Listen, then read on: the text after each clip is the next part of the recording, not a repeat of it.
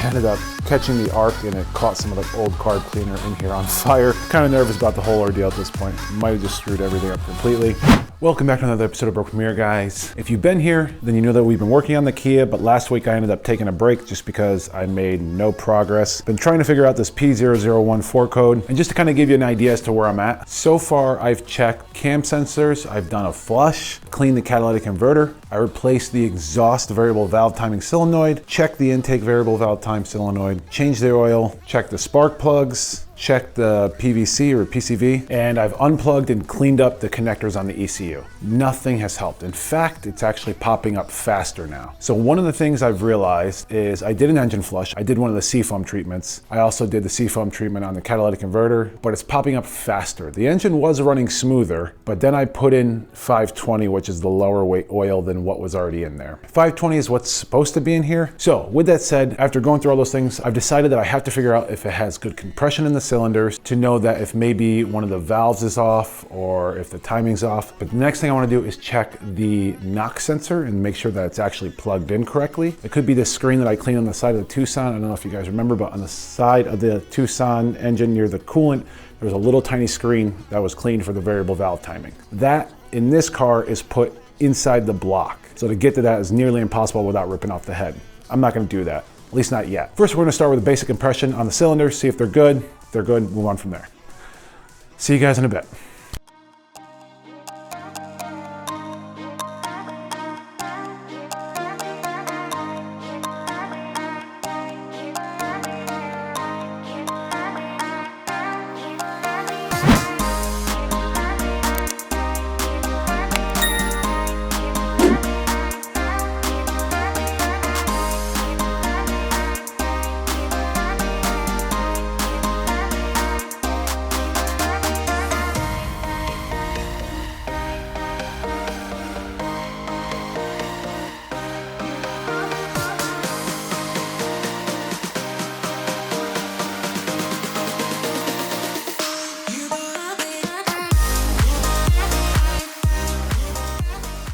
All right, so I did the compression test and all of the cylinders seem to go between 150 to 172. 150 is definitely the lowest. That's just over what's recommended. Usually they say about 10%, sometimes up to 15, and I'm about 13% difference. It does make sense. It's on cylinder 1. It's also exactly where the oil galley that contains the screen that I think might be clogged exists. So if that screen is clogged, it's getting less oil to the top, dropping it, just less lubrication overall in that section. So it kind of makes sense that that one is the lowest. But the next thing I want to do is I do want to do the oil pressure check. I just watched a video of a guy who did this on a 2012, and he saw upon his research that these engines are known to go at about 100,000 miles, and I'm at 98 or 96. And I'm guessing that's because of Kia's great suggestion of like 10,000 mile oil changes, or maybe 14,000 mile oil changes. Anyway, what I need to do right now is I need to back the car up, put it back up on ramps, and then I need to go under the car and remove the mounting bracket for the intake manifold. And just behind that is the oil pressure switch. So I'm gonna go in there, remove that, plug up the oil pressure hose, and then run the car, see how it looks. But I don't know how it's gonna go, so I'm gonna get after it.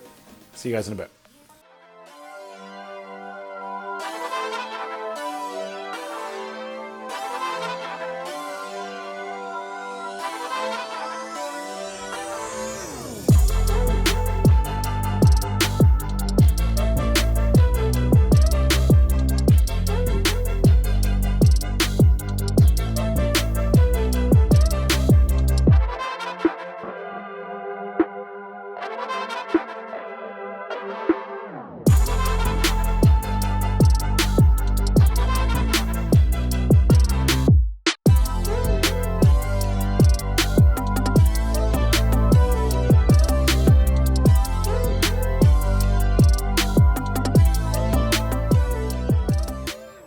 All right, it is a few days later. I did not have the right socket, so I had to run to the store and grab this guy. It's 15/16. So if you ever have a Kia, this is the size that they need for the oil sensors. I was able to finally get it out. You saw that the oil pressure is pretty high. It's like 70 to even 80 PSI when I rev the engine. I think that's a little too high. What it does show me is that I don't think there's any spun rod bearings, anything that's leaking oil pressure. I think it should be a little lower, maybe around the 50 range. I do think there's a clog somewhere. The problem is I don't want to rip apart the entire engine just to find that out. But I think the oil screen in the block, similar to the one I did on the Tucson, may be clogged, or the cam actuator on the exhaust cam is clogged and not letting oil through there. That's kind of where I'm at. But before I tackle this, I think I'm gonna go down to the junkyard right now and kind of test taking it apart to see how the oil galleys work and if I can clean the filter screen and if I can get a clean cam adjuster from the exhaust cam at the junkyard. But anyway, that is my goal right now. We're gonna head down to the junkyard, rip some things apart, see if we can find something decent. Let's get at it.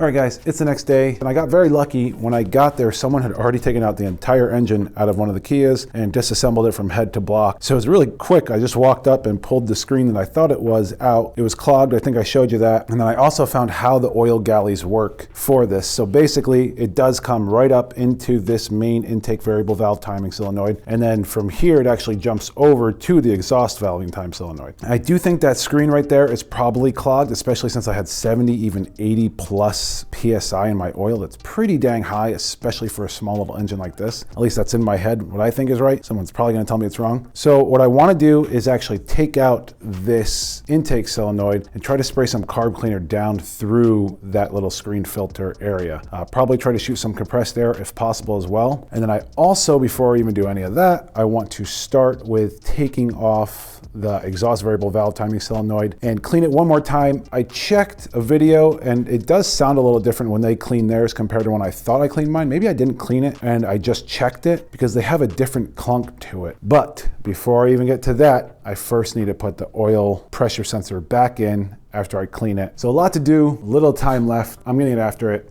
See you guys in a bit.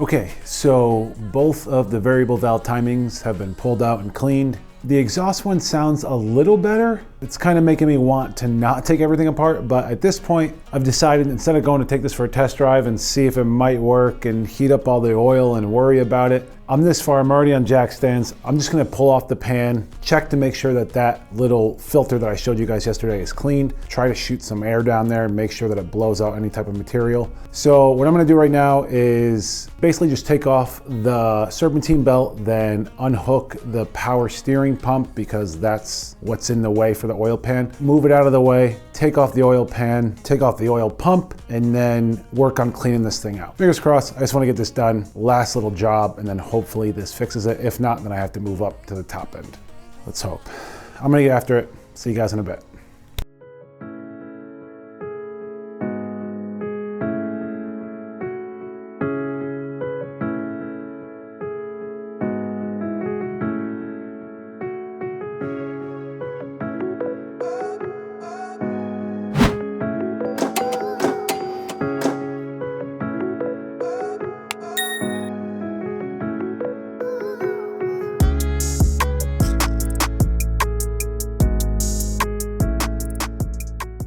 Okay, that did not work out as planned. Basically, the block is different than what I saw at the junkyard, at least as far as the oil galleys go. Yeah, I'm just kind of a little bit lost as to how I should proceed now. And I think the one thing I'm gonna do is I'm actually going to weld on a bolt to take out this secondary bolt. In here, this bolt, originally there's this little bolt with a hex insert. Unfortunately, that hex insert strip, this thing would not break free when I was trying. So basically this is just a plug now. Before it became a plug, it was where the OCV screen filter would go in. After they updated it and moved it into the block, this just got plugged up, and then there was a secondary screen on the variable valve timing solenoids. I tried spraying carb cleaner down the VVT hole right there, but it was kind of going all over the place. It was coming out of all different drains in the actual block. So I think if I get this out of the way, I'll find the main hole that runs down right over top of that screen. Fingers crossed, that's what I'm hoping. Right now I got this far and I see little bits of stuff coming out, but there should be a lot more from the problem that I was having. So I think what I'm gonna do is put this bolt right here like so, weld it to that bolt, and hopefully between the heat and the welding, I'll be able to break that thing free finally, take it all the way out, and hopefully there's a better hole to shoot some carb cleaner or brake cleaner down and clean that screen. There's a lot of hoping going on right now. So I'm gonna try it, gonna see what happens. And again, hopefully it works. See you guys in a bit.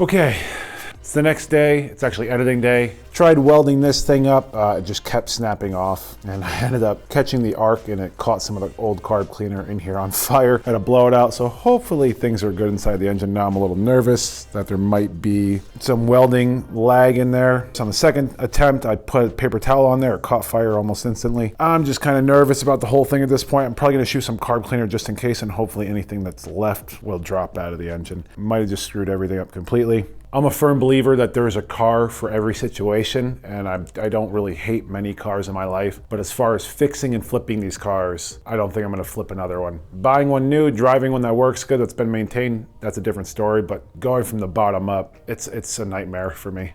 So unfortunately, that's going to lead us into next week. Anyway, I think that is going to wrap up this episode of Broke Premiere. I did put this video here that I think you guys are probably gonna enjoy, but until next time, I hope you guys have a wonderful rest of your week, and I'll see you then. Later, guys.